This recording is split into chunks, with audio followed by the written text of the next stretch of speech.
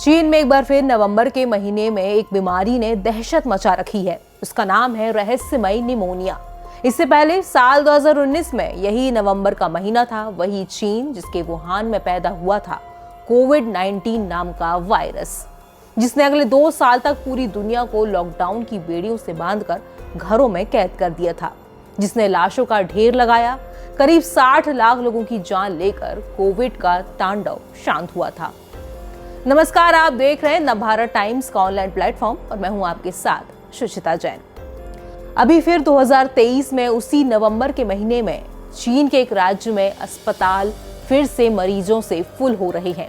करीब 7,000 मरीज रोज हॉस्पिटल में एडमिट हो रहे हैं, लेकिन चीन ने WHO को बताया है कि ये कोई नई बीमारी नहीं है, नॉर्मल बैक्टीरिया इन्फेक्शन है जिस पर काबू पा लिया जाएगा। चीन के स्वास्थ्य अधिकारियों के मुताबिक ये असामान्य या नई बीमारी नहीं है। चीन का दावा है कि कोविड प्रतिबंध हटाने की वजह से फ्लू के मामले बढ़ रहे हैं। चीन के अधिकारियों का तो ये भी दावा है कि ये मामले मई महीने से ही सामने आ रहे हैं। लेकिन चीन की किसी भी बात पर भरोसा करना मतलब फिर से कोरोना काल को न्योता देना है। उस वक्त भी जब कोविड की बात दुनिया से छिपाई थी और समय पर नहीं बताई थी, ये चीन का काम था।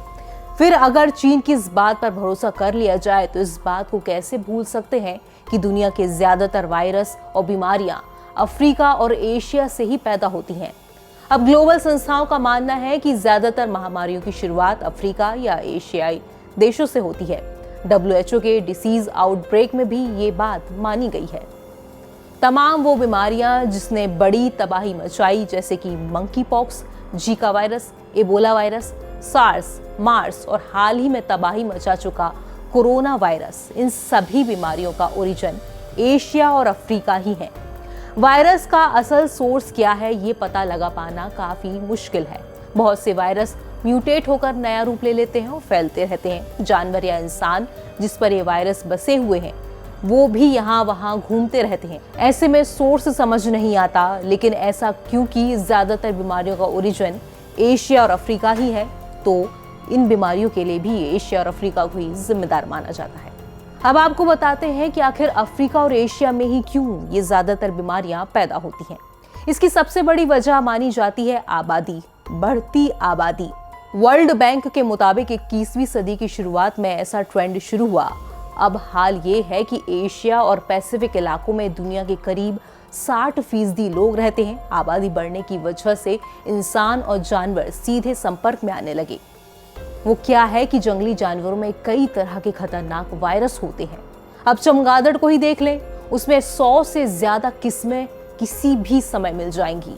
एक से दूसरे तक होते हुए ये वायरस इंसानों तक पहुंच जाते हैं।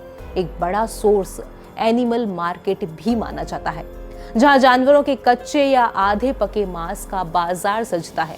ऐसे मार्केट में चमगादड़ से लेकर सांप तक मिलते हैं। कोरोना के बारे में तो ये कहा जाता है कि चमगादड़ों से इंसानों में ये वायरस फैला है। हमारी आज की खबर में इतना ही। ऐसी ही तमाम खबरों को देखने के लिए बने रहिए नवभारत टाइम्स के साथ।